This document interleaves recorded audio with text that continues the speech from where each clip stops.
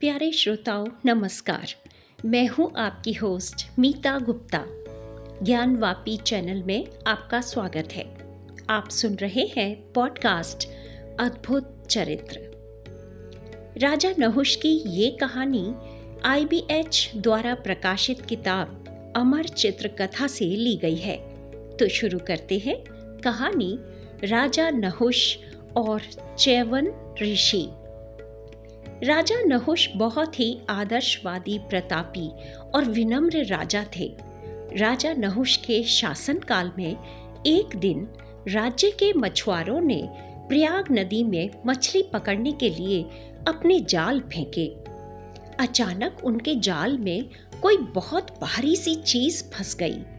जब मछुआरों ने जाल निकालकर देखा तो वह हरी घास, छोटे छोटे जीवों और नदी के तल की काई से लिपटा हुआ एक आदमी था।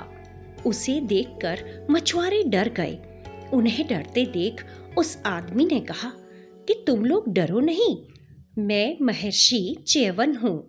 मैंने व्रत लिया था कि मैं जल में ही रहते हुए 12 वर्ष बिताऊंगा।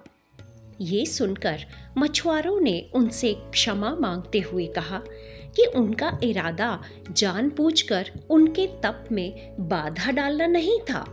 अब हम इसका प्रायश्चित कैसे करें? महर्षि च्यवन ने शांत वाणी में कहा कि मछली पकड़ना तुम्हारा धंधा है। अब मछलियों के साथ मैं भी जाल में आ गया तो मुझे भी बाकी मछलियों के साथ बेच दो। यह सुनकर सभी मछुआरे जो हाथ जोड़े खड़े थे सिहर उठे। ऋषि च्यवन ने आगे कहा कि मैं इतने वर्षों से इन नन्हे जीवों के साथ जिया हूँ। अब इन्हें मुझसे और मुझे इनसे प्रेम हो गया है, इसलिए जो अंत इनका होगा वही मेरा भी होगा। मैं इन जीवों का साथ नहीं छोड़ सकता। ये सुनकर बेचारे मछुआरे असमंजस में पड़ गए।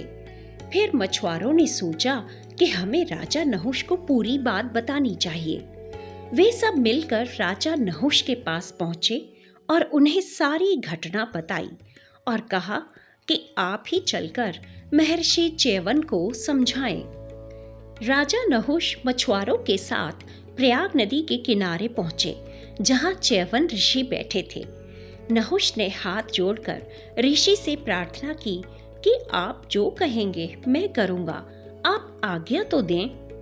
तब ऋषि च्यवन ने कहा कि इन मछुआरों ने बड़ा परिश्रम करके मुझे बाहर निकाला है। इनका परिश्रम बेकार नहीं जाना चाहिए, इसलिए मेरी कीमत आंको और वही कीमत इन्हें दे दो। तो नहुष ने कहा, भला मैं आपकी कीमत कैसे आंक सकता हूँ?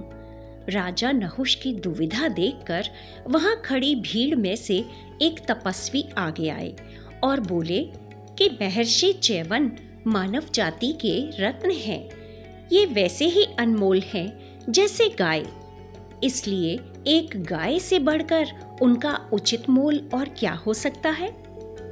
यह उपाय सुनकर राजा नहुष बहुत प्रसन्न हुए और महर्षि च्यवन से बोले कि आपके उचित मूल्य के रूप में मैंने मछुआरों को एक गाय देने का निश्चय किया है।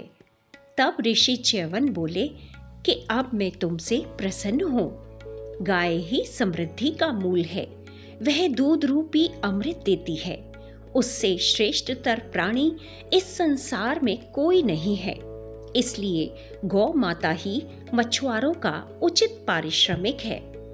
राजा नहुष ने तुरंत एक गाय मंगवाकर मछुआरों को सौंप दी और च्यवन ऋषि और उस तपस्वी ने राजा नहुष को आशीर्वाद दिया।